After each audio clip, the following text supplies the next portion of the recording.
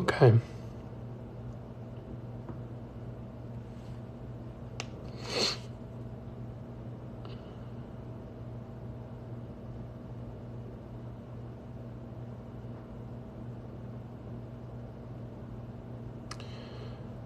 So we're going to be reading from chapter 15 tonight. I'm going to just shoot an invite out to...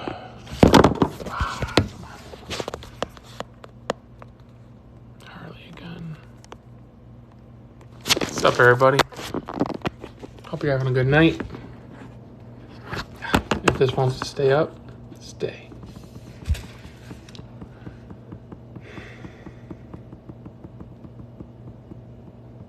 El Libro es Joshua. We're in the book of Joshua tonight.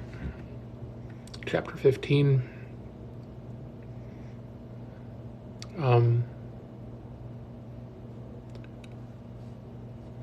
Uno, cuatro. I don't know how to say 15 in Spanish. Chapter 15. Hope everyone's having a good night. The allotment for the clans of the tribe of Judah reached southward to the border of Edom, as far south as the wilderness of Zin. The southern boundary began at the south bay of the Dead Sea, ran south of the Scorpion Pass into the wilderness of Zin, and then went south of Kadesh Barnea to Hezron. Then it went to Adar, where it turned toward Karka. From there it passed to Asman until it finally reached the brook of Egypt, which followed the Mediterranean Sea. This was their southern boundary. This eastern boundary extended along the Dead Sea to the mouth of the Jordan River. The northern boundary began at the bay where the Jordan River empties into the Dead Sea, went up from there to Beth Hagla, then proceeded north of Beth Arabah to the stone of Bohan. Bohan was Reuben's son. From that point, it went through the valley of Acher to Debir, turning in north toward Gilgal, which is across the slopes of Adamim, on the south side of the valley. From there, the boundary extended to the springs of En Shemesh and on En Rogel. The boundary then passed through the valley of Ben Hinnom, along the southern slopes of the Jebusites, where the city of Jerusalem is located. Then it went west to the top of the mountain above the valley of Hinnom, and on up to the northern end of the valley of Rapham. From there, the boundary extended from the top of the mountain end to the spring at the waters of Nephtoah, and from there the towns of Mount Ephron. Then it turned toward Belal, that is, Karath Jearim. The boundary circled west of Belal to Bala to Mount Seir, passed along to the town of Casalon on the northern slope of Mount Jerem, and went down to Beth Shemesh and on to Timnah. The boundary then proceeded to the slope of the hill north of Akron, where it turned toward Shikharon and Mount Bala. It passed Jabneel and ended at the Mediterranean Sea. The western boundary was the shoreline of the Mediterranean Sea. These are the boundaries for the clans of the tribe of Judah. You think God would dance oiled up for me? I mean, he died bloodied up for you. So, I think he'd do a lot for you.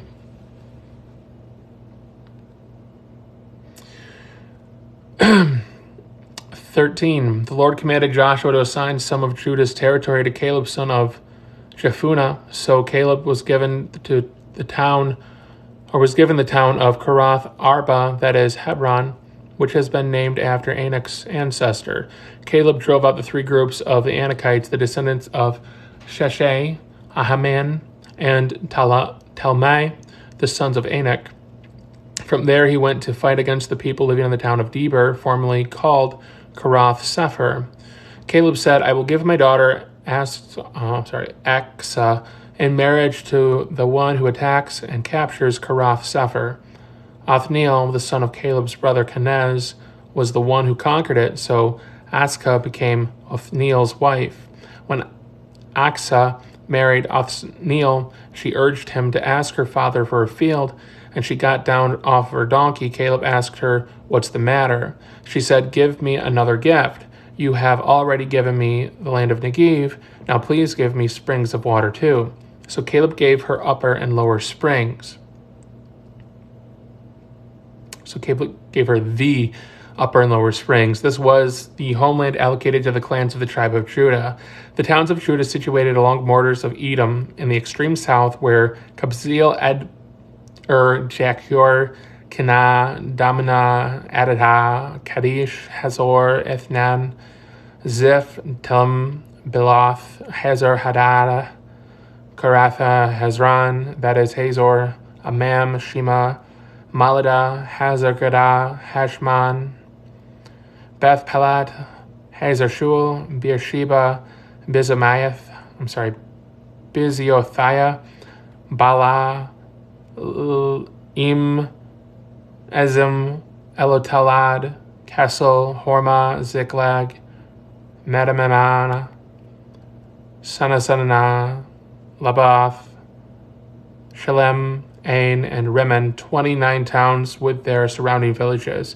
The following towns situated in the western foothills were also given to Judah: Ashtel, Zorah, Ashna, Zanaha, En-Ganim, Tupa, Enam, Jarmuth, Adullam, Zako, Azka, Sharem, Adatham, Gedera, and Gederatham, 14 towns with their surrounding villages. Also included were Zanan and Hadashah, Migdal-Gad, Dilian, Mispez, Jocathil, Lachish, Bozkath, Eglon, Cabin, Lamam, Kiklesh, Gederath, Beth-Dagon, Nema, and Megadah, 16 towns with surrounding villages. Besides these were Libnah, Ether, Ashen, Iftah, Ajna, Nezeb, Kila, Akzib, and Mareshah, 9 towns with their surrounding villages. The territory of the tribe of Judah also included Ekron and its surrounding settlements and villages. From Ekron, the boundary extended west and included towns near Ashdod with their surrounding villages. It also included Ashdod with its surrounding settlements and villages, and Gaza with its settlements and villages as far as the Brook of Egypt and along the coast.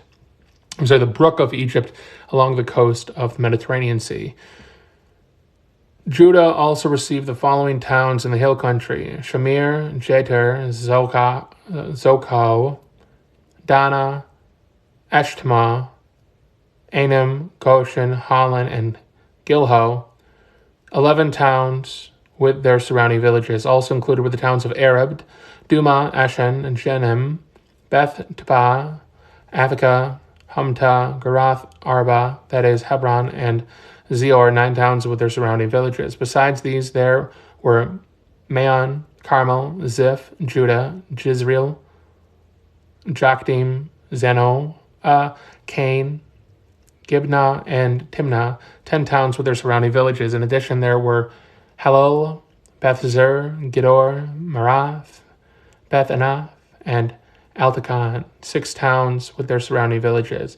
There were also Karath Baal, that is Karath Jearim, and Rabbah, 2 towns with their surrounding villages. In the wilderness, there were towns of Beth Arba, Middin, Sakah, Nibshan, the city of Salt, and En-Gedi, 6 towns with their surrounding villages. But the tribe of Judah could not drive out the Jebusites who lived in the city of Jerusalem. So the Jebusites lived there among the people of Judah to this day. Chapter 16. The allotment for the descendants of Joseph extended to the Jordan River near Jericho, east of the springs of Jericho, through the wilderness and into the hill country of Bethel. From Bethel, that is Luz, it ran to Adaroth and the territory of the Archites. Then it descended westward to the territory of the Japhalites, as far as lower Beth Horon, then the Gezer, and then to Gezer and over to the Mediterranean Sea. That was the homeland allocated to the families of Joseph's sons Manasseh and Ephraim. The following territory was given to the clans of the tribe of Ephraim. The boundary of their homeland began Elatorath Adar in the east. From there it ran to upper Beth Horon, then on to the Mediterranean Sea. From Mikmetheth On the north, to the boundary curved eastward past Tanath Shiloh to the east of Genoa. From Genoa, it turned southward to Adaroth and Nara, touched Jericho, and ended at the Jordan River. From Tapua, the boundary extended westward following the Kanah ravine to the Mediterranean Sea. This is the homeland allocated to the clans of the tribe of Ephraim. In addition, some towns with their surrounding villages in the territory allocated the half-tribe of Manasseh and were set aside for the tribe of Ephraim. They did not drive the Canaanites out of Gezer, however, so the people of Gezer live as slaves among the people of Ephraim to this day.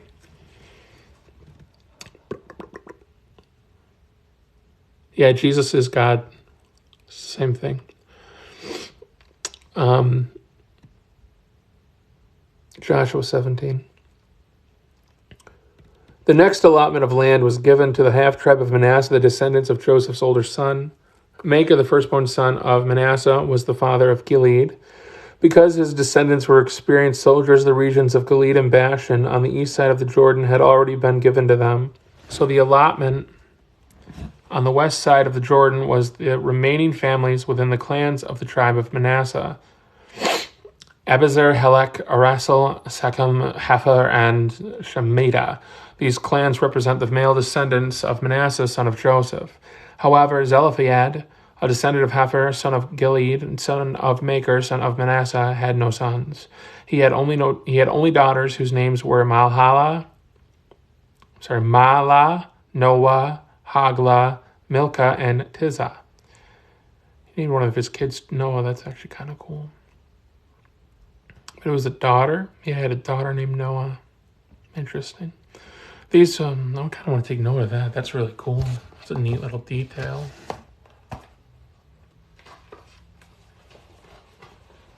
That is Joshua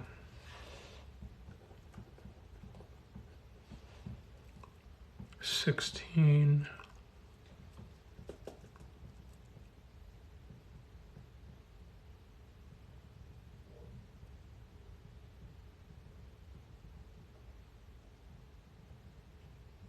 Oh no, 17.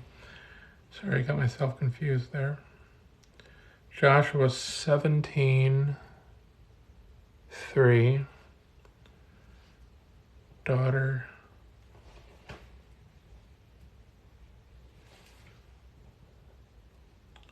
named Noah. That's really cool. I never thought about Noah being an intersex name in the Bible, but that's really cool. All right.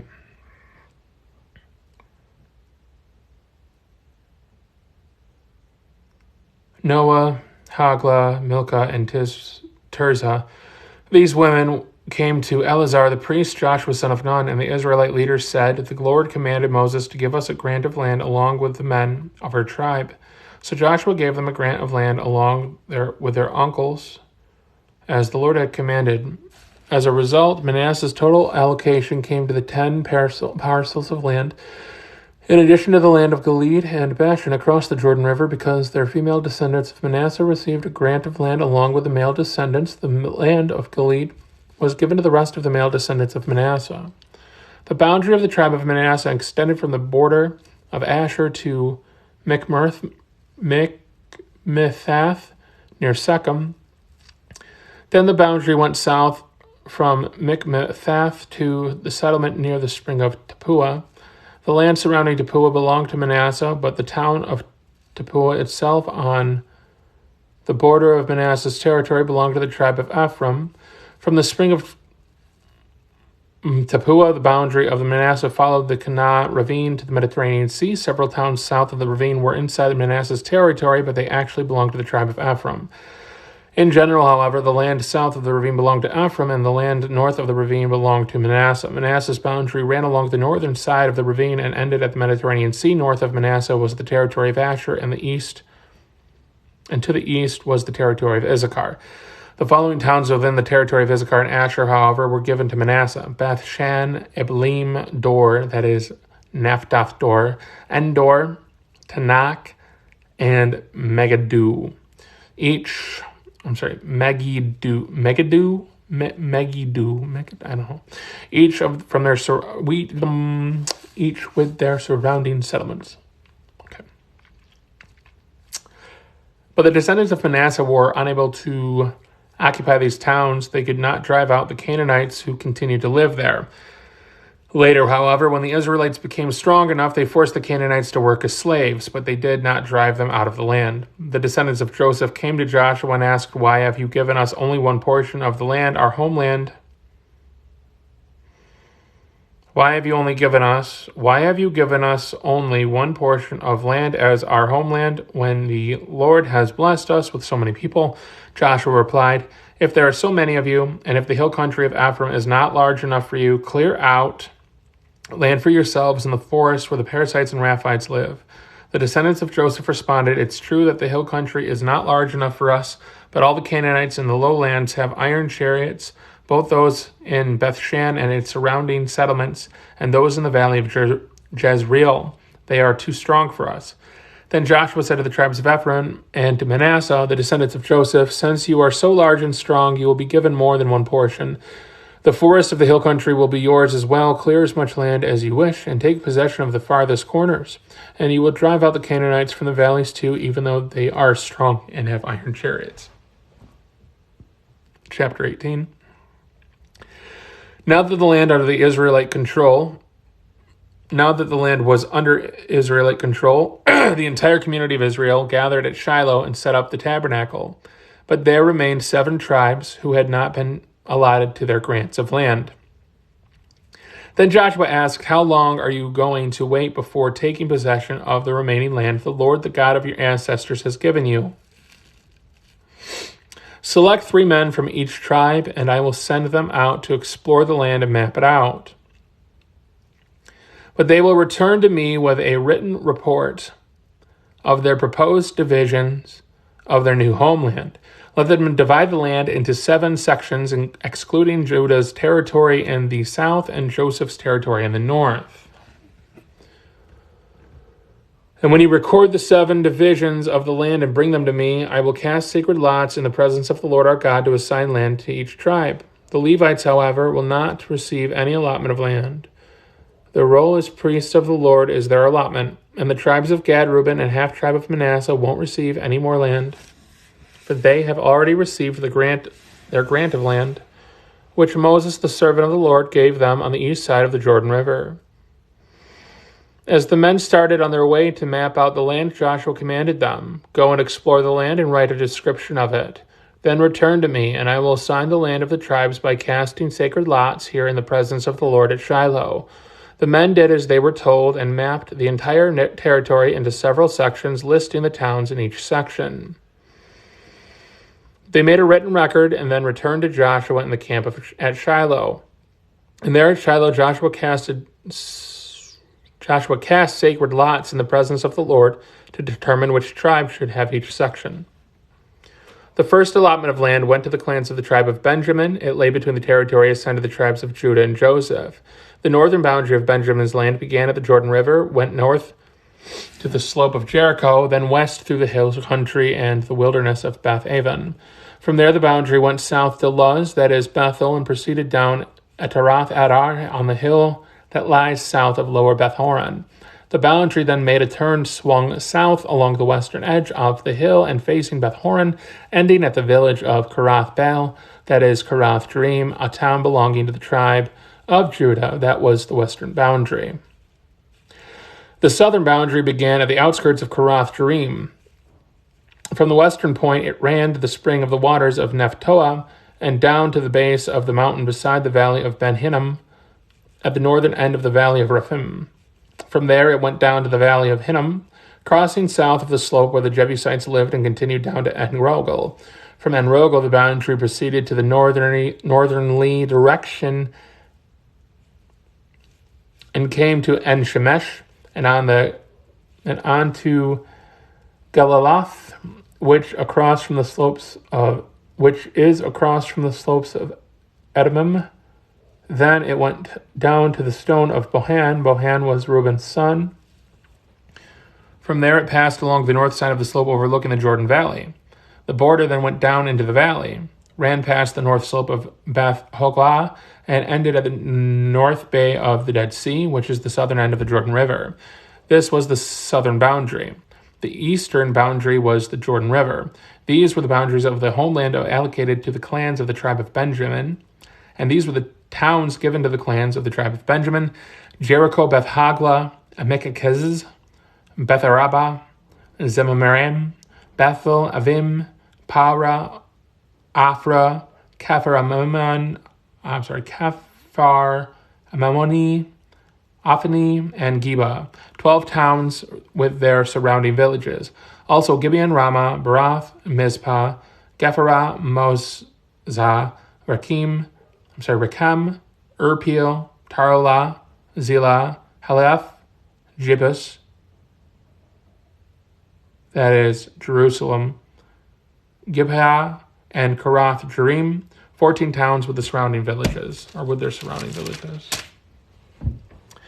This was the homeland allocated to the clans of the tribe of Benjamin. Chapter 19. The second allotment of land went to the clans of the tribe of Simeon. Their homeland was surrounded by Judah's territory. Simeon's homeland included Beersheba, Sheba, Moladah, Hazar Shaul, Bala, Azim, Eltolad, Bethul, Hormah, Ziklah, Beth-Mecharabath, Hazar Shush, Hazar Susah, Beth Lebaoth, and Shirahin, 13 towns with their surrounding villages. It also included Ain, Rimmon, Ather, and Ashen, 4 towns with their villages, including all their surrounding villages as far south as Balath Beer, also known as Ramah of the Negev. This was the homeland allocated to the clans of the tribe of Simeon. Their allocation of land came from part of what has been given to Judah because of Judah's territory was too large for them. So the tribe of Simeon received an allocation within the territory of Judah. The third allotment of land went to the clans of the tribe of Zebulun. The boundary of Zebulun's homeland started at Sarid. From there it went west, going past Marlah, touching Debesheth, and proceeding to the brook east of Jokneam. In the other direction, the boundary went east from Sarid to the border of Kisloth Taber, and from there to the Deberth, to the Daberath, and up to Jephiah. Then it continued east to the Gath Hefer, Kazan, and Rimmon, and turned toward Neah. The northern boundary of Zebulun passed Hananoth and ended at the valley of Iftalel. The towns in these areas included Kedatah, Nalalah, Shimron, Idalah, and Bethlehem, 12 towns with their surrounding villages. The homeland allocated to the clans of the tribe of Zebulun included these towns and their surrounding villages. The fourth allotment of land went to the clans of the tribe of Issachar. Its boundaries included the following towns: Jezreel, Kesaloth, Shanim, Hapharaim, Shion, Anaharath, Rabbith, Kishion, Ebez, Rameth, En-Ganim, En-Haddah, and Beth Pezez. The boundary also touched Tabor, Shashazamah, and Peth Shemesh, ending in the Jordan River, 16 towns with their surrounding villages. The homeland allocated to the clans of the tribe of Issachar included these towns and their surrounding villages. The fifth allotment of the land clans went to the tribe of Asher. Boundaries included these towns: Helkath, Hali, Betan, Asaph, Alamelech, Ahmad, and Mishal. The boundary in the west touched the Carmel and Shihor, Lebanath. Then it turned east toward Beth Dagon and ran as far as Zebulun in the valley of Iftal, going north of Beth Emek and Neel. It then continued north to Kabul, Adon, Rehob, Haman, Kenan, and as far as Greater Sidon. Then the boundary turned toward Ramah and the fortress of Tyre, where it turned toward Hosa and came to the Mediterranean Sea. The territory also included Mehelbel, Akzib, Umah, Aphek, and Roab, 22 towns with their surrounding villages.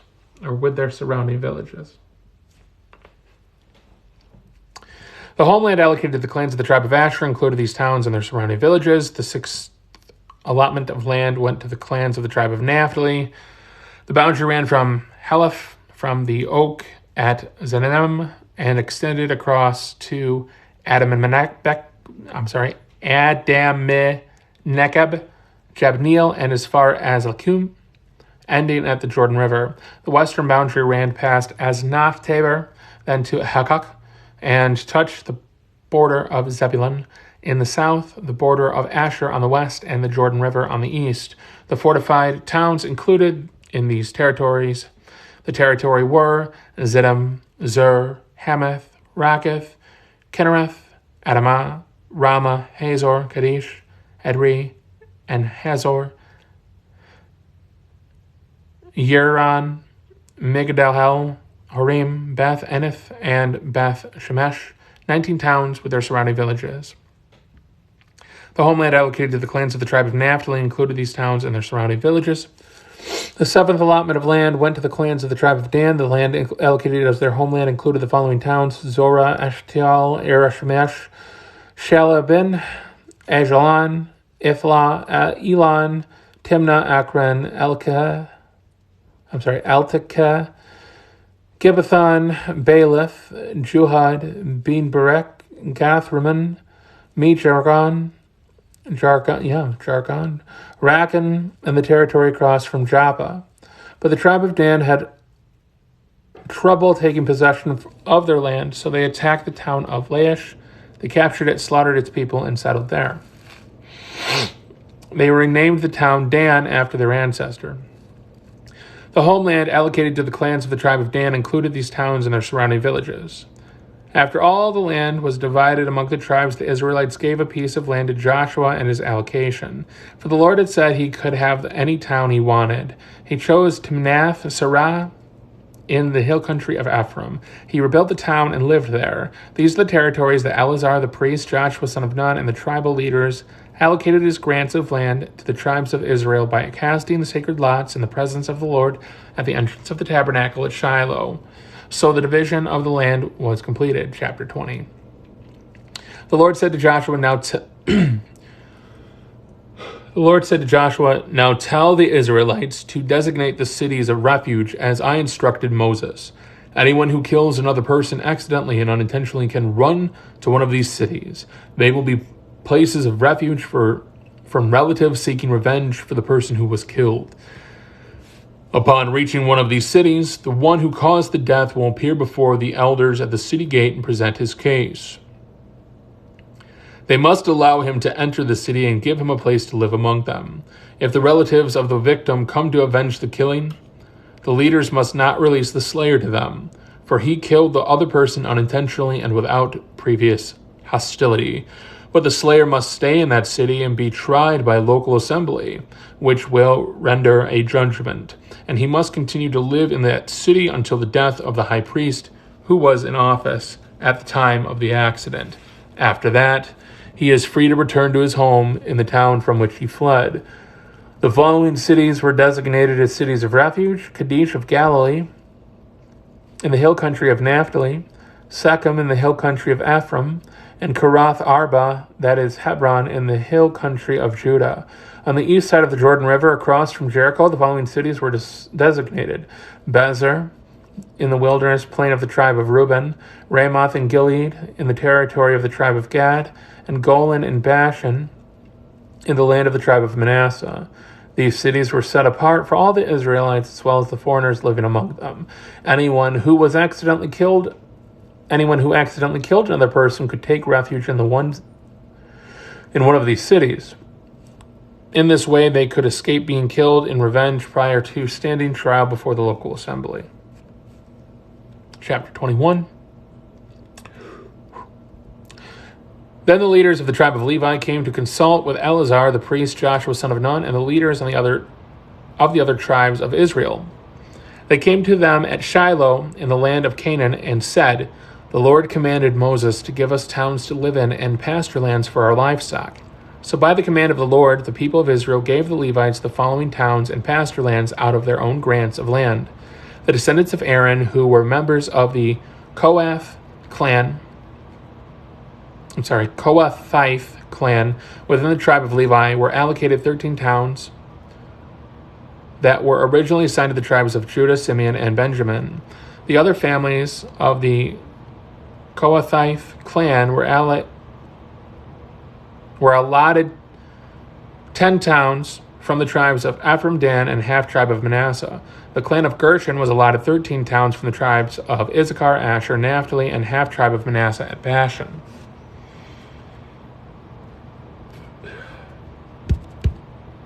The clan of Merari was allotted 12 towns from the tribes of Reuben, Gad, and Zebulun.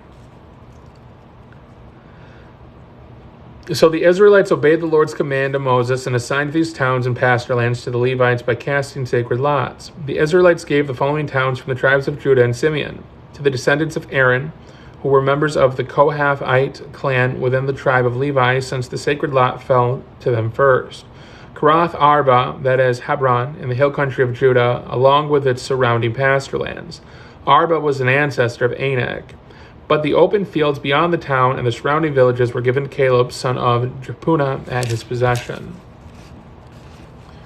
The following towns with their pasture lands were given to the descendants of Aaron the priest: Hebron, a city of refuge for those who accidentally killed someone; Libnah, Jatir, Eshtemoa, Holon, Deber, Ain, Shutah, and Beth Shemesh, 9 towns from these 2 tribes. From the tribe of Benjamin, the priests were given the following towns and their pasture lands: Gibeon, Geba, Anathoth, and Almon, 4 towns. So in all, 13 towns with the pasture lands were given to the priests, their descendants, the descendants of Aaron. The rest of the Kohathite clan from the tribe of Levi were allotted the following towns and pasture lands in the tribe of Ephraim: Shechem, in the hill country of Ephraim, a city of refuge for those who accidentally killed someone; Gezer, Kibzaim, and Beth Horon, 4 towns. The following towns and pasture lands were allotted to the priests from the tribe of Dan: Elt, Keh, Gibbethon, Ajalon, and Gath Rimmon, 4 towns. The half-tribe of Manasseh allotted for the following towns with their pasture lands to the priests: Tanakah and Gath Rimmon, 2 towns. So in all, 10 towns with their pasture lands were given to the rest of the Kohathite clan. The descendants of Gershon, another clan within the tribe of Levi, received the following towns with their pasture lands from the half-tribe of Manasseh: Golan and Bashan, a city of refuge for those who accidentally killed someone, and Beshterah, 2 towns. From the tribe of Issachar, they received the following towns with their pasture lands: Kishion, Deberath, Jarmuth, and En-Ganim, 4 towns. From the tribe of Asher, they received the following towns with their pasture lands: Mishal, Abdon, Helkath, and Rehob, 4 towns.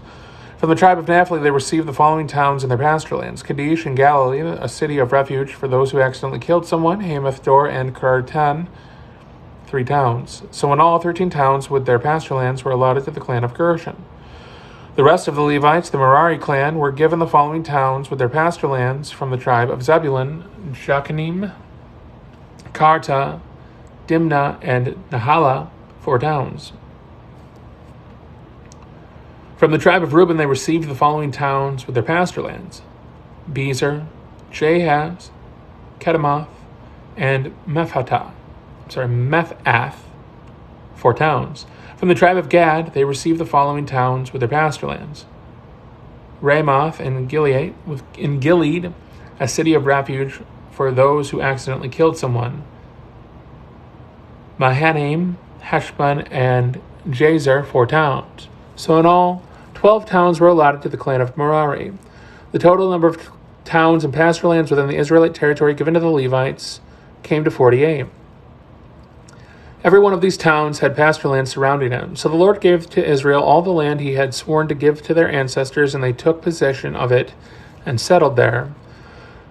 And the Lord gave them rest on every side, just as he had solemnly promised their ancestors.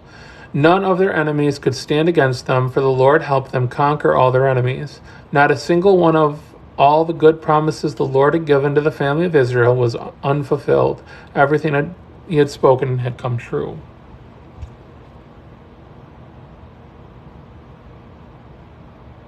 From the ones You best keep reading that Bible to keep you safe from the ones. I don't. There's not enough context in the comment. I don't know who the ones are.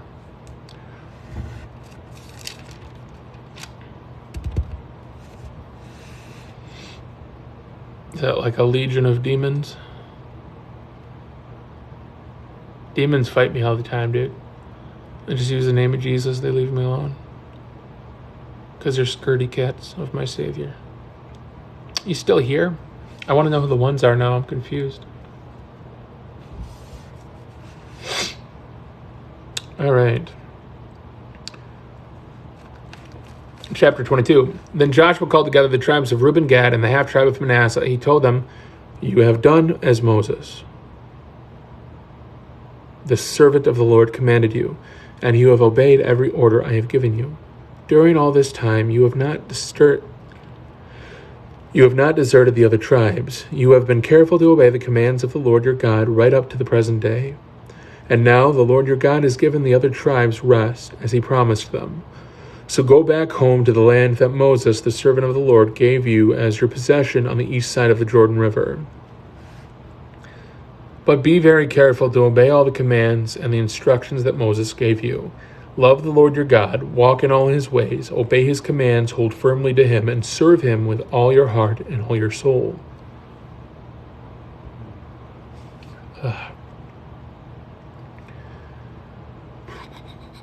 So Joshua blessed them and sent them away, and they went home.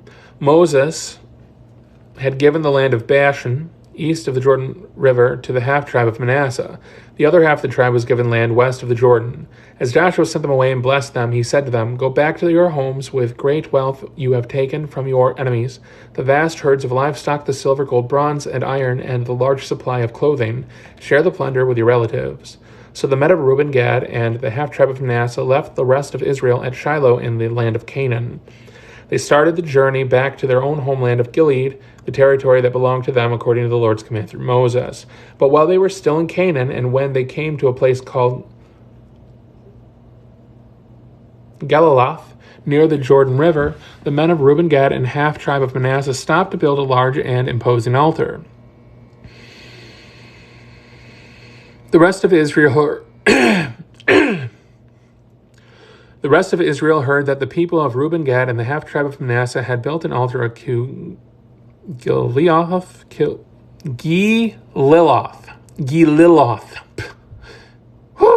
at the edge of the land of Canaan on the west side of the Jordan River. So the whole community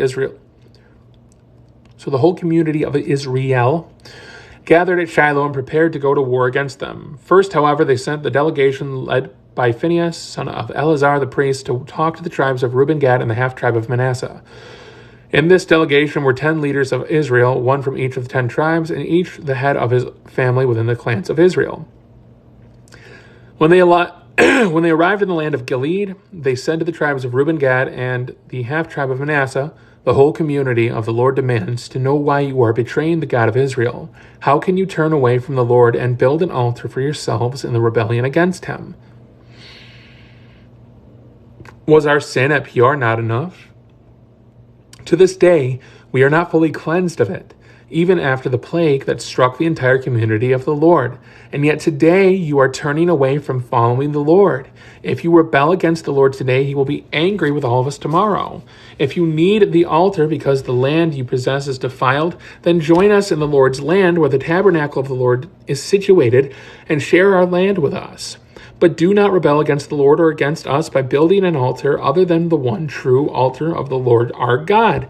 Didn't divine anger fall on the entire community of Israel at Achan, a member of the clan of Zerah, sinned by stealing the things set apart for the Lord? He was not the only one who died because of his sin.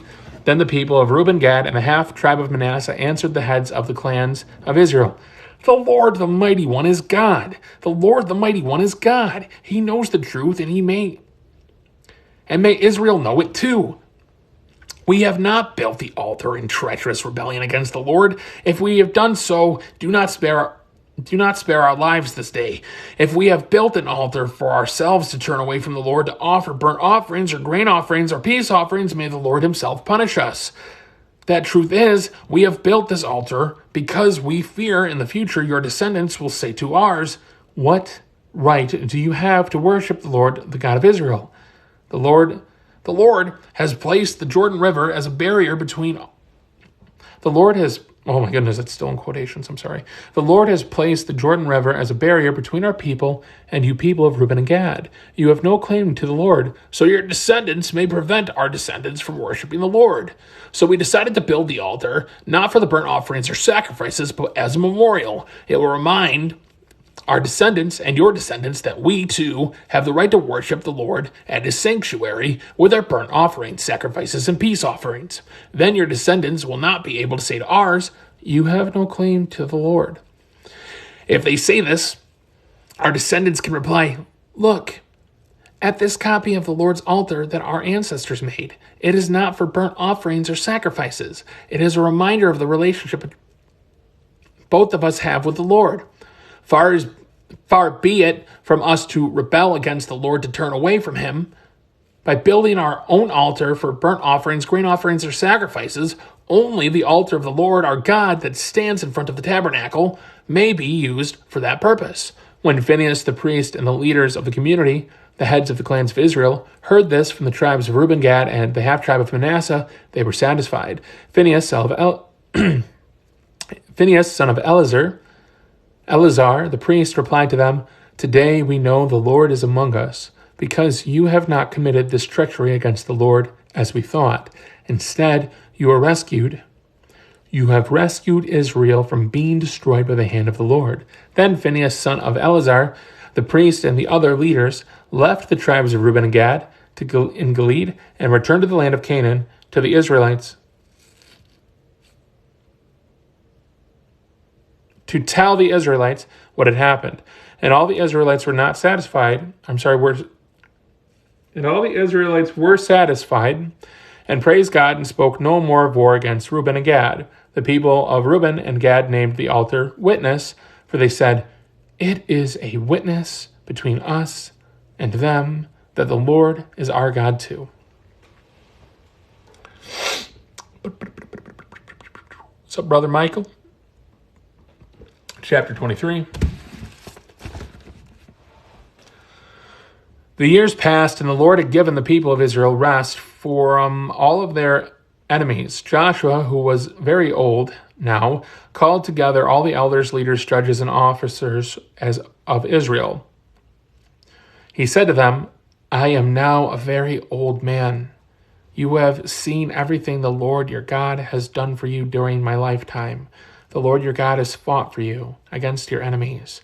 I have allotted to you as your homeland all the land of the nations yet unconquered, as well as the land of those we have already conquered, from the Jordan River to the Mediterranean Sea in the west. This land will be yours, for the Lord your God will himself drive out all the people living there now. You will take possession of their land, just as the Lord your God promised you. So be very careful to follow everything Moses wrote in the book of instruction. Do not deviate from it, turning either to the right or to the left. Make sure you do not associate with the other people still remaining in the land. Do not even mention the names of their gods, much less swear by them or serve them or worship them. Rather, cling tightly to the Lord your God as you have done until now. For the Lord has driven out great and powerful nations for you, and no one has yet been able to defeat you. Each one of you will put to a fight 1,000 of the enemy. For the Lord your God fights for you, just as he has promised. So be very careful to love the Lord your God. But if you turn away from him and cling to the customs of the survivors of these nations remaining among you, and if you intermarry with them, then know for certain that the Lord your God will no longer drive them out from your land, or out of your land. Instead, they will be a snare and a trap to you, a whip for your backs and thorny brambles in your eyes, and you will vanish from this good land the Lord your God has given you. Soon I will die, going the way of everything on earth. Deep in your hearts, You know that every promise of the Lord your God has come true. Not a single one has failed. But as surely as the Lord your God has given you the good things he promised, he will also bring disaster on you if you disobey him. He will completely destroy you from this good land he has given you. If you break the covenant of the Lord your God by worshiping and serving other gods, his anger will burn against you, and you will quickly vanish from the good land he has given you. Chapter 24. Actually, I want to take note of that.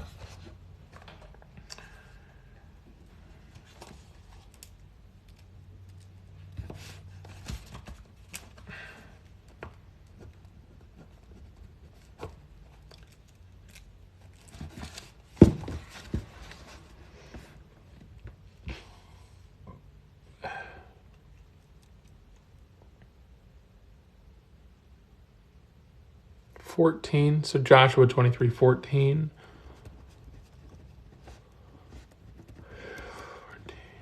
God keeps his promises.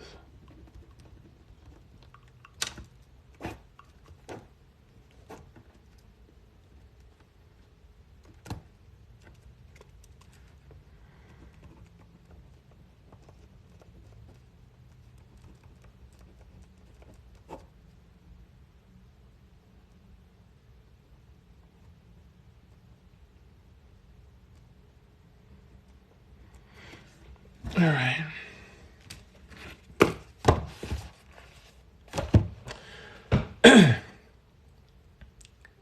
Chapter 24.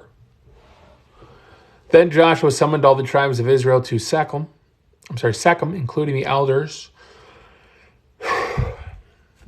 including their elders, leaders, judges, and officers. So they came and presented themselves to God. Joshua said to the people, "This is what the Lord, the God of Israel, says. Long ago, your ancestors, including Terah, the father of Abraham and Nahor, lived beyond the Euphrates River, and they worshipped other gods. But I took your ancestor Abraham from the land beyond the Euphrates and led him to the land of Canaan. I gave him many descendants through his son Isaac. To Isaac I gave Jacob and Esau. To Esau I gave the mountains of Seir, while Jacob and his children went down into Egypt. Then I sent Moses and Aaron, and I brought terrible plagues on Egypt, and afterward I brought you out as a free people. But when your ancestors arrived at the Red Sea, the Egyptians chased after you with their chariots and charioteers. When your ancestors cried out to the Lord, I put darkness between you and the Egyptians. I brought the sea crashing down on the Egyptians, drowning them. With your very own eyes you saw what I did. Then you lived in the wilderness for many years. Finally, I brought you into the land of the Amorites on the east side of the Jordan. They fought against you, but I destroyed them before you. I gave you victory over them, and you took possession of their land. Then Balak, son of Zippor, king of Moab, started a war against Israel. He summoned Balaam, son of Beor, to curse you, but I would not listen to him. Instead, I made Balaam bless you, so I rescued you from Balak. When you crossed the Jordan River and came to Jericho, the men of Jericho fought against you, as did the Amorites, the Perizzites, the Canaanites, and Jebusites. But I gave you victory over them. And I sent terror ahead of you to drive out the 2 kings of the Amorites. It was not your swords or bows that brought you victory. I gave you land you had not worked on, and I gave you towns you did not build, the towns where you are now living. I gave you vineyards and olive groves for food, though you did not plant them. So fear the Lord and serve him wholeheartedly. Put away forever the idols your ancestors worshipped when they lived beyond the Euphrates River and in Egypt. Serve the Lord. But if you refuse to serve the Lord, then choose today whom you will serve. Would you prefer the gods your ancestors served beyond the Euphrates, or will it be the gods of the Amorites in whose land you now live? But as for me and my family, we will serve the Lord." The people replied, "We would never abandon the Lord and serve other gods. For the Lord our God is the one who rescued us and our ancestors from slavery in the land of Egypt. He performed mighty miracles before our very eyes. As we traveled through the wilderness among our enemies, he preserved us. It was the Lord who drove out the Amorites and the other nations living here in the land. So we too will serve the Lord, for he alone is our God. Then Joshua warned the people, "You are not able to serve the Lord, for he is holy and jealous. You are not able to serve the Lord, for he is a holy and jealous God. He will not forgive your rebellion and your sins. If you abandon the Lord and serve other gods, he will turn against you and destroy you, even though he has been so good to you." But the people answered Joshua, "No, we will serve the Lord. You are a witness to your own decision," Joshua said. "You have chosen to serve the Lord." "Yes," they replied, "we are witnesses to what we have said." "All right, then," Joshua said, "destroy the idols among you and turn your hearts to the Lord, the God of Israel." The people said to Joshua, "We will serve the Lord our God. We will obey him alone." So Joshua made a covenant with the people that day at Shechem, committing them to follow the decrees and regulations of the Lord. Joshua recorded these things in the book of God's instructions. As a reminder of their agreement, he took a huge stone and rolled it beneath the terebinth tree beside the tabernacle of the Lord. Joshua said to all the people, "This stone has heard everything the Lord said to us. It will be in witness to testify against you if you go back on your word to God." Then Joshua sent all the people away to their own homelands. After this, Joshua, son of Nun, the servant of the Lord, died at the age of 110. They buried him in the land he had been allocated at Timnath-Serah in the hill country of Ephraim, north of Mount Gash. The people of Israel served the Lord throughout the lifetime of Joshua and of the elders who outlived him, those who had personally experienced all that the Lord had done for Israel. The bones of Joseph, which the Israelites had brought along with them when they left Egypt, were buried at Shechem in the parcel ground of Jacob, who had bought from the sons of Hamor for 100 pieces of silver. This land was located in the territory allotted to the descendants of Joseph. Eleazar, son of Aaron, also died. He was buried in the hill country of Ephraim, in the town of Gibeah, which he had given to his son Phinehas. All right, that was the book of Joshua. I'm not sure where we're supposed to go next. I'm going to see how much I have to read tonight for Judges. I will be right back. Where we're supposed to go next. I'm going to see how much I have to read tonight for Judges. I will be right back. Where we're supposed to go next. I'm going to see how much I have to read tonight for Judges. I will be right back. So I technically am supposed to go through Judges 1 through 15, but I don't know if I'm going to read that all tonight. I might try to catch up a little tomorrow. But I got to at least get through the first 3 chapters to catch up with yesterday's reading. So I had an asthma attack on the stream yesterday. I couldn't stinking breathe, dude.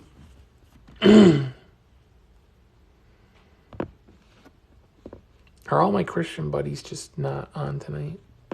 Sad face. It's okay. Chapter 1. Judges. Judges. I'm gonna grab some water. Coming in clutch with the holiday universe. Let's go.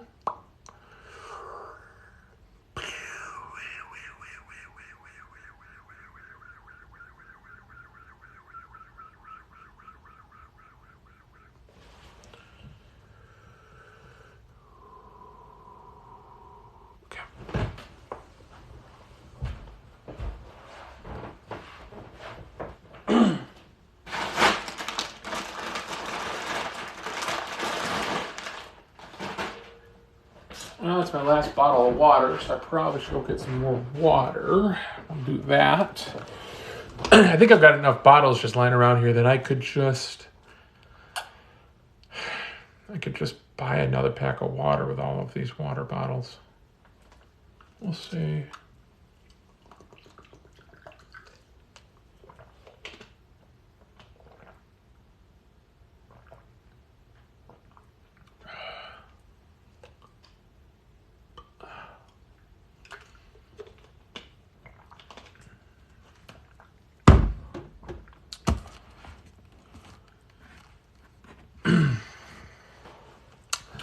See if I can get a response to this because I'm confused at what this guy said.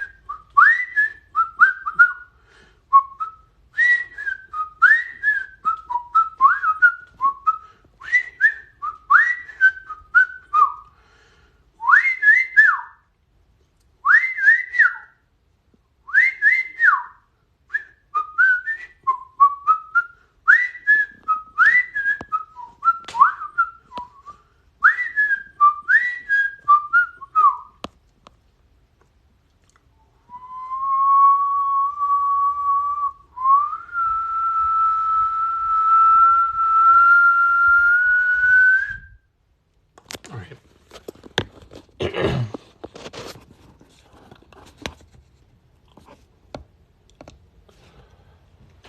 Le Book of Judges.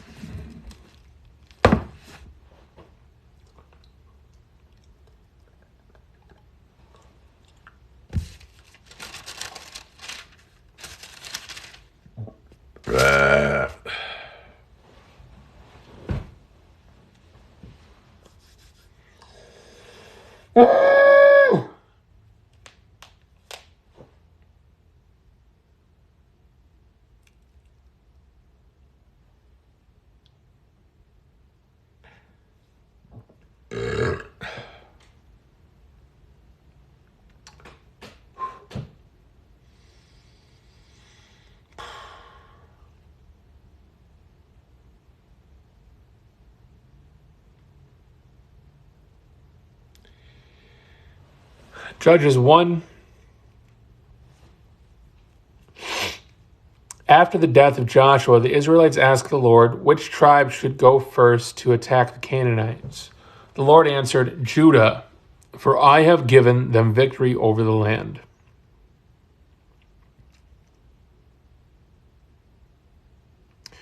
The men of Judah said to their relatives from the tribe of Simeon, join us to fight against the Canaanites living in the territory allotted to us.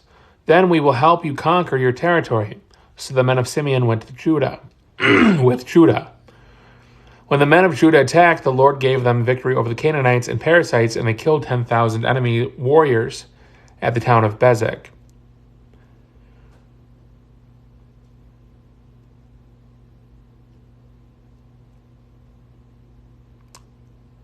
Well, at Bezek, they encountered King Adonai Bezek and fought against him, and the Canaanites and Perizzites were defeated. Adonai Bezek escaped, but the Israelites soon captured him and cut off his thumbs and big toes. Adonai Bezek said, I once had 70 kings with their thumbs and big toes cut off, eating scraps from under my table. Now God has paid me back for what I did to them. They took him to Jerusalem, and there he died. And he died there.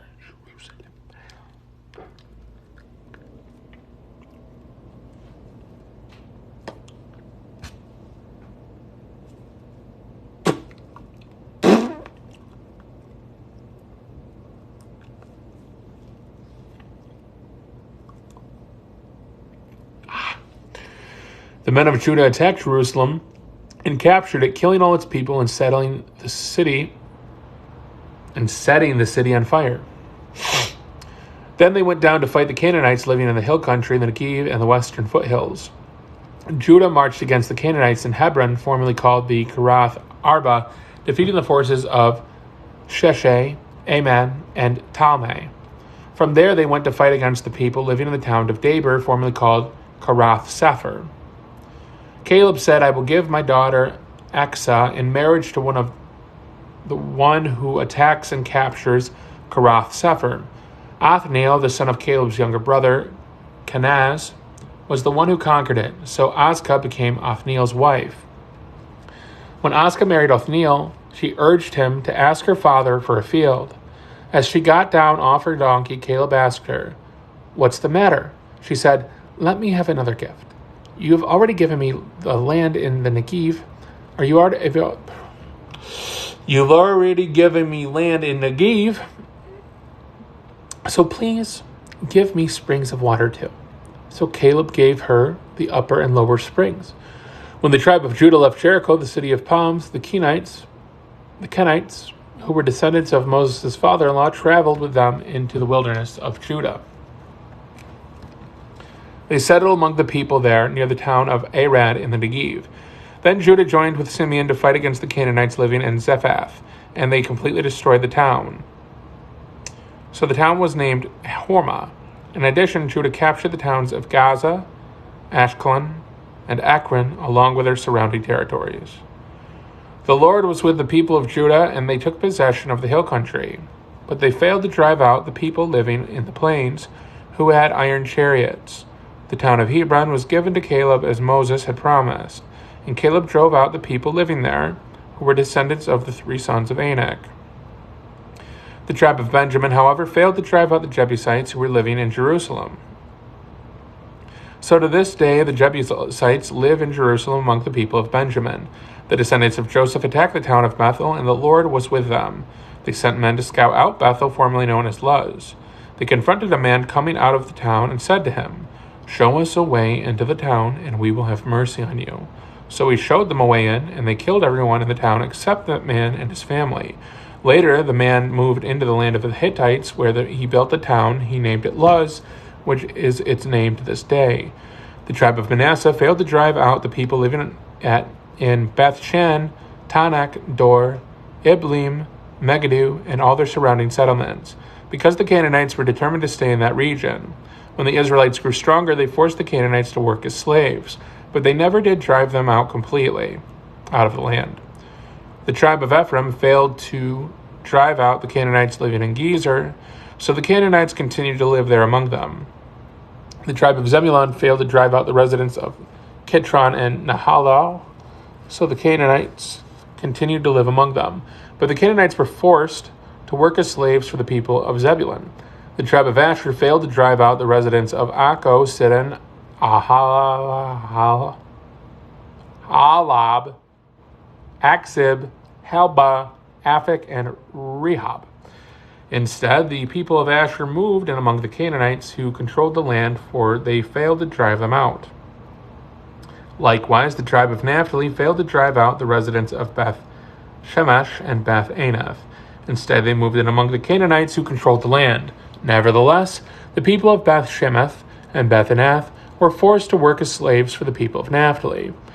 As for the tribe of Dan, the Amorites forced them back into the hill country and would not let them come down into the plains. The Amorites were determined to stay in Mount Heres, Ajalon, and Shalbim. But when the descendants of Joseph became stronger, they forced the Amorites to work as slaves. The boundary of the Amorites ran from the Scorpion Pass to Zelah and continued upward from there. Chapter 2. The angel of the Lord went up from Gilgal to Bochum and said to the Israelites, "I brought you out of Egypt into this land that I swore to give your ancestors, and I said I would never break my covenant with you. For your part, you were not to make any covenants with the people living in the land. Instead, you were to destroy their altars. But you disobeyed my command. Why did you do this? So now I declare that I will no longer drive out the people living in your land.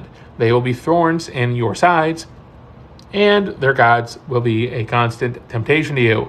When the angel of the Lord finished speaking to all the Israelites, the people wept loudly. So they called the place Bochum, which means weeping, and they offered sacrifices there to the Lord. After Joshua sent the people away, each of the tribes left to take possession of the land allotted to them. And the Israelites served the Lord throughout the lifetime of Joshua and the leaders who outlived him, those who had seen all the great things the Lord had done for Israel. Joshua, son of Nun, the servant of the Lord, died at the age of 110. They buried him in the land he had been allocated in Timnath-Zerah in the hill country of Ephraim, north of Mount Gash. After that generation died, Another generation grew up who did not acknowledge the Lord or remember the mighty things he had done for Israel. The Israelites did evil in the Lord's sight and served the images of Baal. They abandoned the Lord, the God of their ancestors, who had brought them out of Egypt. They went after other gods, worshiping the gods of the people around them, and they angered the Lord. They abandoned the Lord to serve Baal and the images of Ashtaroth. This made the Lord burn with anger against Israel, so he handed them over to the raiders who stole their possessions. He turned them over to their enemies all around, and they were no longer able to resist them. Every time Israel went out to battle, the Lord fought against them, causing them to be defeated, just as he had warned, and the people were in great distress. From verse 16, then the Lord raised up judges to rescue the Israelites from their attackers. Yet Israel did not listen to the judges, but prostituted themselves by worshiping other gods. How quickly they turned away from the path of their ancestors who walked in obedience to the Lord's commands.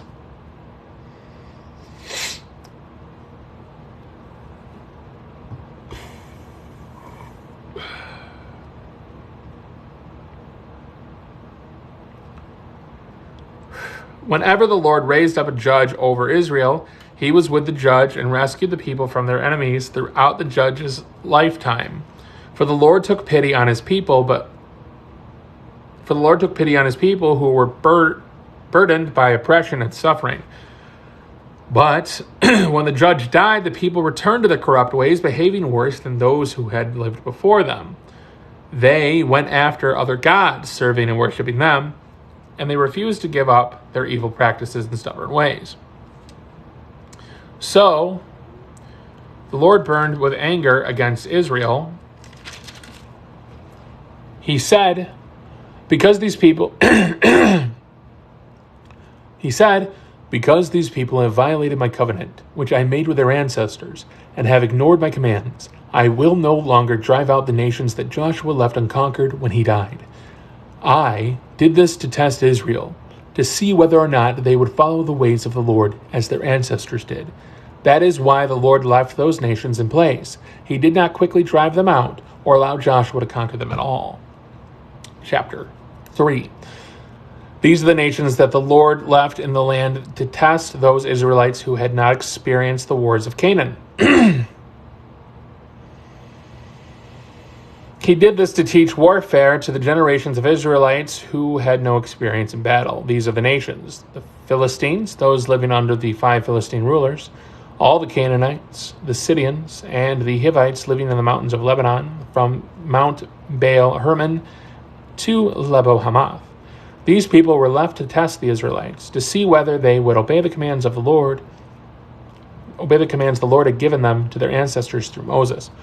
So the people of Israel lived among the Canaanites, Hittites, Amorites, Perizzites, Hivites, and Jebusites, and they intermarried with them. Israelite sons married their daughters.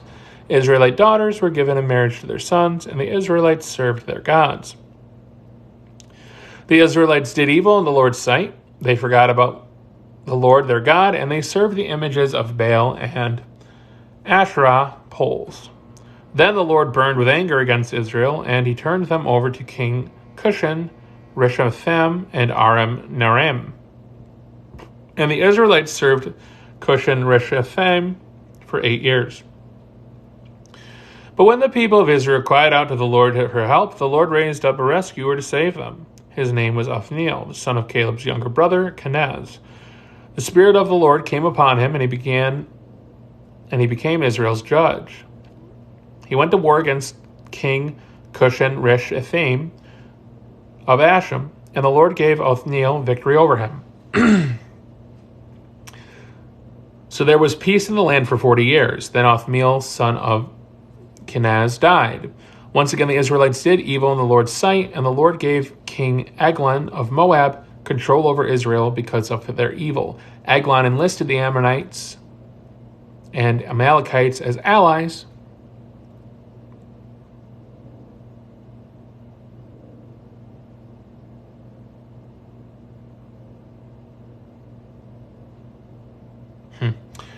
and then he went out and defeated Israel, taking possession of Jericho, the city of palms. And the Israelites And the Israelites served Eglon of Moab for 18 years. But when the people of Israel cried out to the Lord for help, the Lord again raised up a rescuer to save them. His name was Ehud, son of Gera, a left-handed man of the tribe of Benjamin. The Israelites sent Ehud to deliver their tribute money to King Eglon of Moab. So Ehud made a double-edged dagger that was about a foot long, and he strapped it to his right thigh, keeping it hidden under his clothing. He brought the tribute money to Eglon, who was very fat.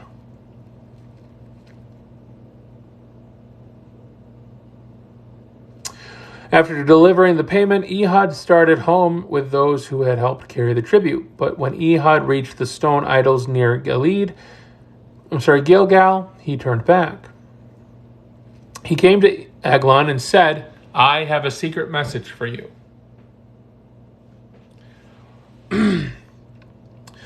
So the king commanded his servants, "Be quiet," and he sent them all out of the room. Ehud walked over to Eglon, who was sitting alone in a cool upstairs room, and Ehud said, "I have a message from God for you." As King Eglon rose from his seat, Ehud reached with his left hand, pulled out the dagger strapped to his right thigh, and plunged it into the king's belly. The dagger went so deep that the handle disappeared beneath the king's fat. So Ehud did not pull out the dagger, and the king's bowels emptied. Then Ehud closed and locked the doors of the room and escaped down the latrine.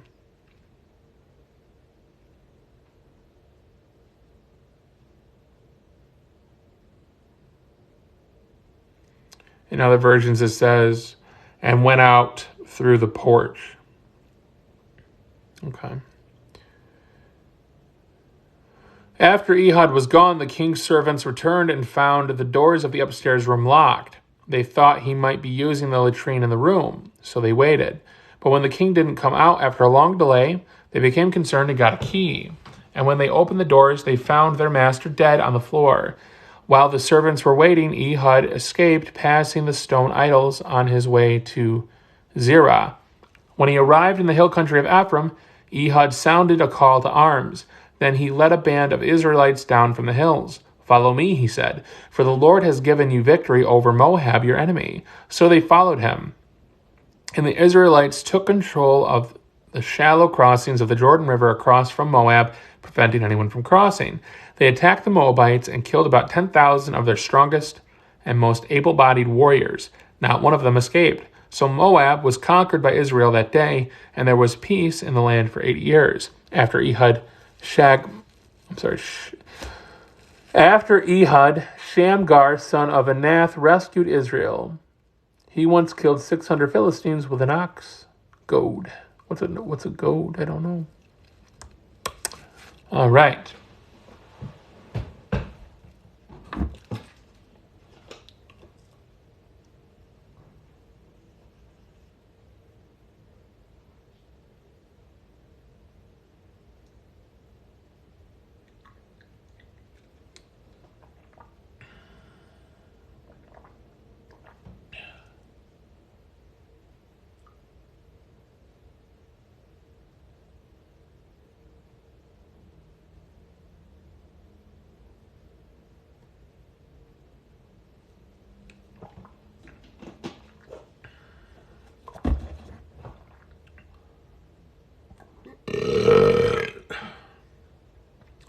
Just getting the flask.